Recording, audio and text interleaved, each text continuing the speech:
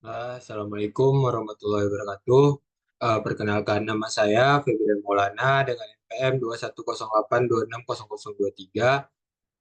Baiklah, pada kesempatan kali ini saya akan melakukan remediasi untuk blok tumbuh kembang, eh, dan saya akan membawakan judul kekerasan terhadap anak atau abuse.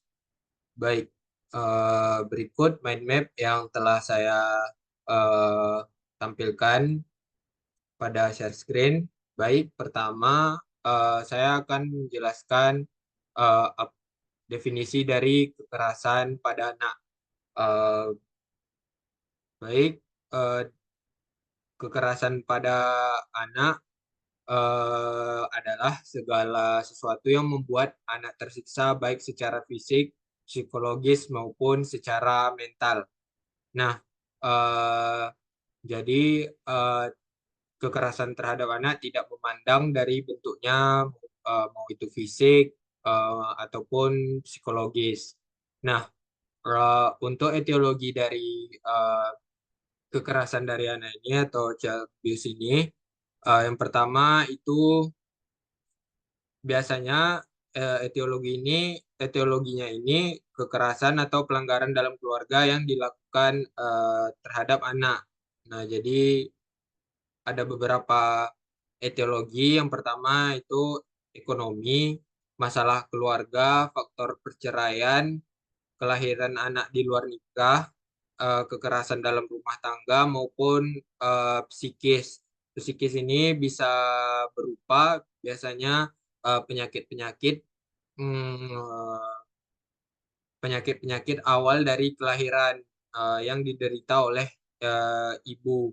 Biasanya seperti baby blue syndrome ataupun postpartum depression ataupun bipolar yang sifatnya lebih kronik. Nah, eh, selanjutnya untuk ketentuan hukum mengenai kekerasan pada anak atau child abuse ini biasanya ya uh, telah diatur oleh negara pada pasal 76C Undang-Undang 35 tahun 2014.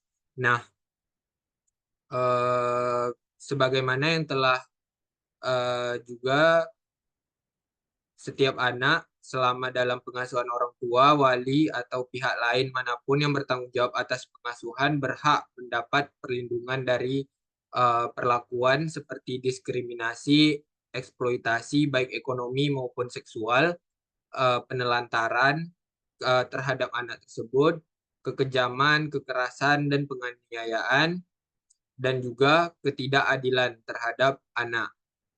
Nah, eh, setiap orang dilarang menempatkan, membiarkan, melakukan, menyuruh melakukan, ataupun turut serta melakukan kekerasan terhadap anak.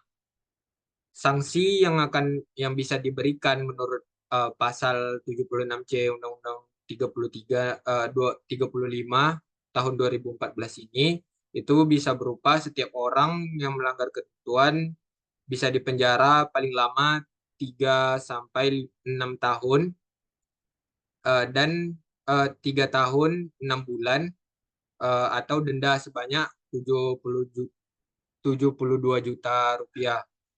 Nah, selanjutnya sanksi yang bisa diberikan dalam hal anak, bagaimana maksud pada ayat 1 luka berat, maka pelaku dipidana dengan pidana penjara paling lama 5 tahun atau denda 100 juta rupiah.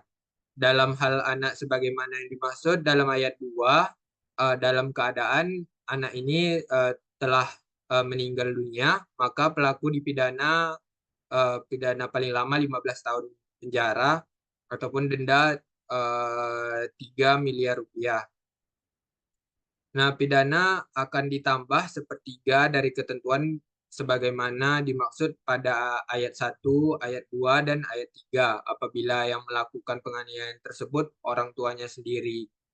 Nah, eh, setelah itu ada klasifikasi, ada pula klasifikasinya. Nah, klasifikasinya itu berupa kekerasan fisik, kekerasan emosional, kekerasan seksual, ataupun pengabaian.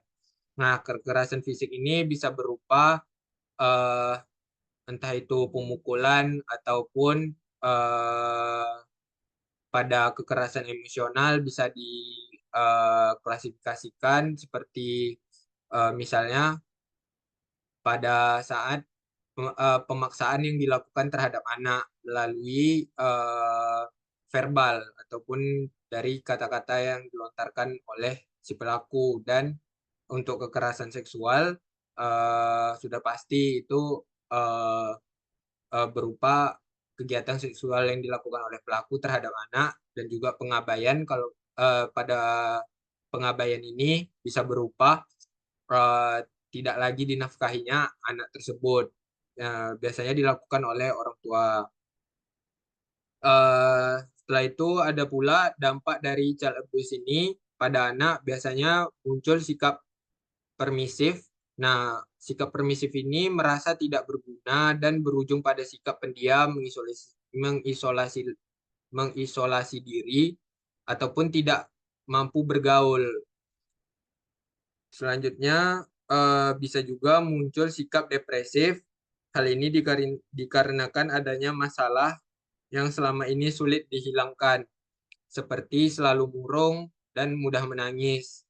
Setelah itu bisa juga muncul sikap destruktif, contohnya seperti anak melakukan percobaan bunuh diri, dan juga bisa muncul sikap agresif, yang dimana anak ini akan menunjukkan bahwa dirinya kuat dan memiliki kekuasaan. Nah, biasanya ini lebih ke arah sosial si anak terhadap misalnya kepada teman-temannya. Biasanya anak ini akan melakukan pembulian. Setelah itu eh, bisa juga berupa lingkungan sekitar rumah si anak atau teman-teman bermainnya. Biasanya ini eh, pada sikap agresif ini lebih berdampak pada sisi sosial si anak dan lingkungannya. Nah, berikut referensi yang saya gunakan untuk menyusun mind map ini dan membuat eh, laporan yang telah saya susun sedemikian rupa. Sekian dari saya. Lebih kurang mohon maaf. Assalamualaikum warahmatullahi wabarakatuh.